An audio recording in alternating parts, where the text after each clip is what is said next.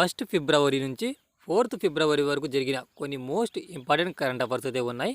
Video కనుక మీకు useful ఉంటే తప్పనిసరిగా వీడియోను లైక్ అయితే చేయండి. ఏపీపీఎస్సీ, టీఎస్పీసీ అదేవిధంగా ఇతర పోటీ పరీక్షలకు ఎవరైతే ప్రిపేర్ అవుతున్నారో వాళ్ళందరికీ ఉపయోగపడే విధంగా డైలీ బేస్ జరిగే కరెంట్ అఫైర్స్లో కొన్ని ముఖ్యమైన కరెంట్ అఫైర్స్కి సంబంధించిన వీడియోస్ మన ఛానల్లో వస్తుంటాయి. తప్పనిసరిగా ప్రతి ఒక్కరూ ఈ యొక్క వీడియోస్ని ఫాలో అయితే అవ్వండి. అదేవిధంగా మన యొక్క వాట్సాప్ ఛానల్ యొక్క లింక్ వీడియో యొక్క డిస్క్రిప్షన్లో ప్రొవైడ్ చేశాను. ఫేస్బుక్ పేజ్ యొక్క లింక్ కూడా వీడియో యొక్క డిస్క్రిప్షన్లో ఉంది. మీ కనుక ఇష్టం కనుక ఉంటే ఆ యొక్క సోషల్ మీడియా లింక్స్ ద్వారా మనల్ని ఫాలో అయితే అవ్వచ్చు.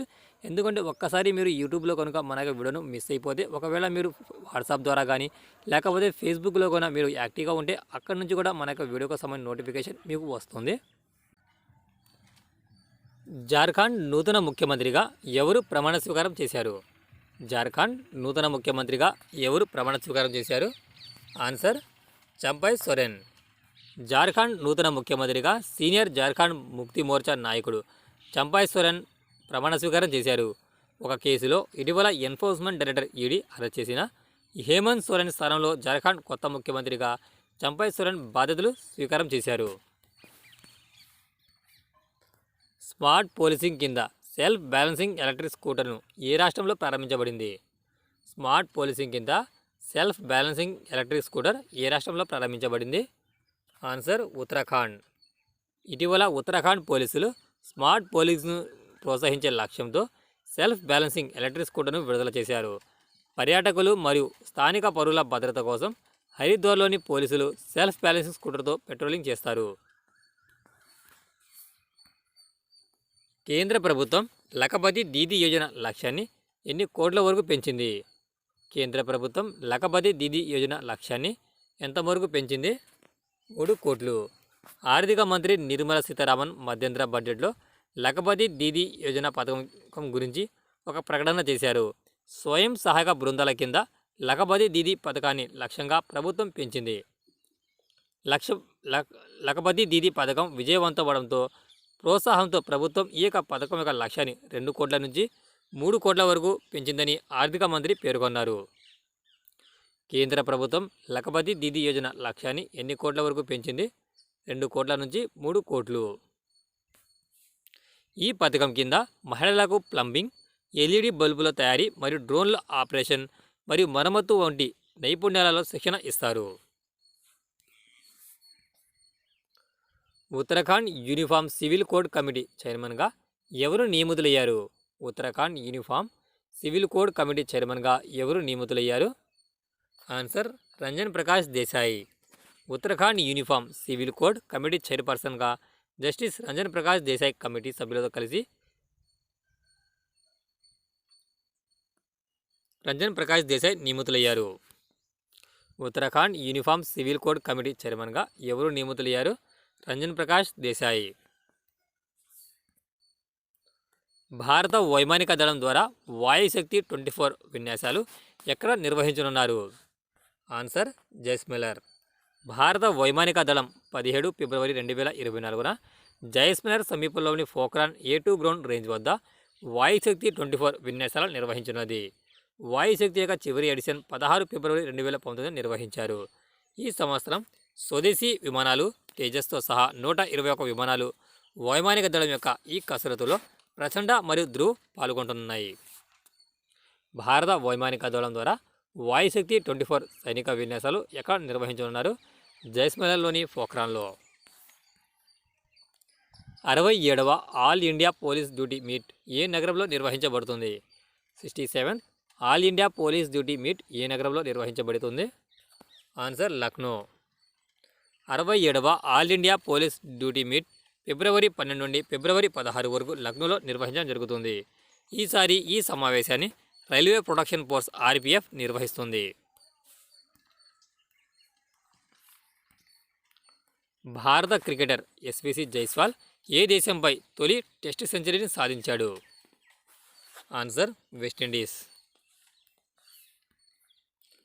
పిల్లల పునరుద్ధరణ మరియు స్వదేశానికి తిరిగి రావడానికి NCPCR ప్రారంభించిన పోర్టల్ పేరేమిటి? పిల్లల పునరుద్ధరణ మరియు స్వదేశానికి తిరిగి తీసుకురావడానికి NCPCR ప్రారంభించిన పోర్టల్ పేరేమిటి? ఘర్. మహిళా మరియు శిశు అభివృద్ధి మంత్రిత్వ శాఖ బాలల రక్షణ చర్యలను పటిష్టం చేసే ప్రయత్నాలలో భాగంగా ఘర్, గో హోమ్ అండ్ రీయూనిట్ పోర్టల్ను ప్రారంభించింది. ఈ పోర్టల్ తప్పిపోయిన మరియు కనుగొనబడిన పిల్లలను ట్రాక్ చేయడంలో కీలక పాత్ర పోషిస్తుంది మరియు జువెనైల్ జస్టిస్ సిస్టమ్ కింద హాని కలిగించే మైనర్ల కోసం పునరుద్ధరణ మరియు స్వదేశానికి పంపే ప్రక్రియలను మెరుగుపరుస్తుంది. సీవీడ్ పెంపకాన్ని ప్రోత్సహించడంపై జాతీయ సదస్సును ఇటీవల భారతదేశంలోని ఏ రాష్ట్రం జరిగింది? సీవీడ్ పెంపకాన్ని ప్రోత్సహించడంపై జాతీయ సదస్సు ఇటీవల భారతదేశంలోని ఏ రాష్ట్రంలో జరిగింది? ఆన్సర్ గుజరాత్. సీవీడ్ సాగును ప్రోత్సహించడంపై జాతీయ సదస్సు గుజరాత్లోని కచ్లోని కోటేశ్వరి నగర్లో జరిగింది. సముద్రపు పాచిని 21వ శతాబ్దపు వైద్య ఆహారంగా గుర్తిస్తూ సముద్ర ఉత్పత్తిని వైవిధ్యపరచడానికి మరియు చేపల పెంపకదారుల ఆదాయాన్ని పెంపొందించడానికి సముద్రపు పాచి సాగు అనగా సీవీడ్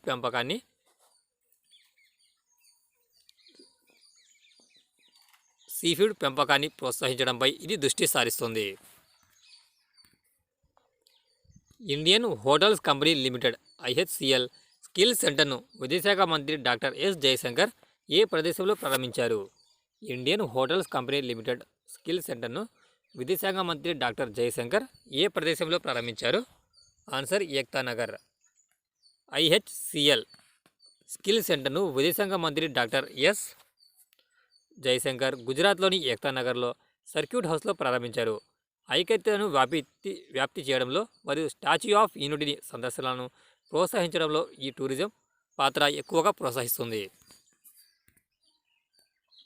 2023-24 అందుల పురుషుల జాతీయ T20 క్రికెట్ టోర్నమెంట్లో ఏ రాష్ట్రం నగేష్ ట్రోఫీని గెలుచుకుంది? 2023-24 అందుల పురుషుల జాతీయ T20 క్రికెట్ టోర్నమెంట్లో ఏ రాష్ట్రం నగేష్ ట్రోఫీని గెలుచుకుంది?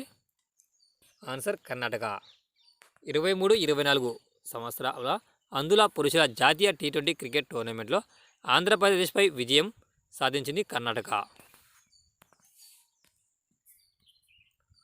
What is the retail price of Bharat rice per kilogram? What is the retail price of Bharat rice per kilogram? 29 rupees per KG. Bharat బియ్యం రిటైల్ ధర 29 రూపాయలలో మార్కెట్లో స్థిరీకరించడం మరియు స్తోమతను నిర్ధారించడం లక్ష్యంగా కేంద్ర ప్రభుత్వం పెట్టుకుంది. 5 నుండి 10 కిలోల ప్యాకెట్లో ఈ యొక్క భారత్ రైస్ లభ్యమవుతుంది. 2024-25 సంవత్సరానికి కేంద్ర ప్రభుత్వం ప్రవేశపెట్టిన బడ్జెట్ ఎన్ని లక్షల కోట్లు? 2024-25 సంవత్సరానికి కేంద్ర ప్రభుత్వం ఇటీవల ప్రవేశపెట్టిన మధ్యంతర బడ్జెట్ ఎన్ని లక్షల కోట్లు?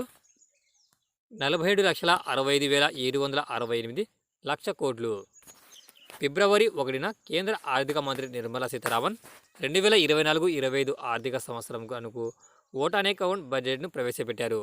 ఇందులో రెవెన్యూ వసూళ్లు 30,01,274 లక్ష కోట్లు గాను, రెవెన్యూ వ్యయం 36,54,657 కోట్ల గాను, మూలధన వసూళ్లు 17,64,494 కోట్ల గాను, మూలధన వ్యయం 11,11,111 లక్ష కోట్లు. ఈ యొక్క బడ్జెట్లో కేంద్ర ఆర్థిక మంత్రి నిర్మలా సీతారామన్ కేవలం 58 నిమిషాల్లో ఈ యొక్క ప్రసంగాన్ని ముగించారు. ఫైలేరియా వ్యాధిని నిర్మూలించేందుకు మాస్ డ్రగ్ అడ్మినిస్ట్రేషన్ ప్రచారాన్ని ప్రారంభించాలని ఏ రాష్ట్ర ప్రభుత్వం నిర్ణయించింది?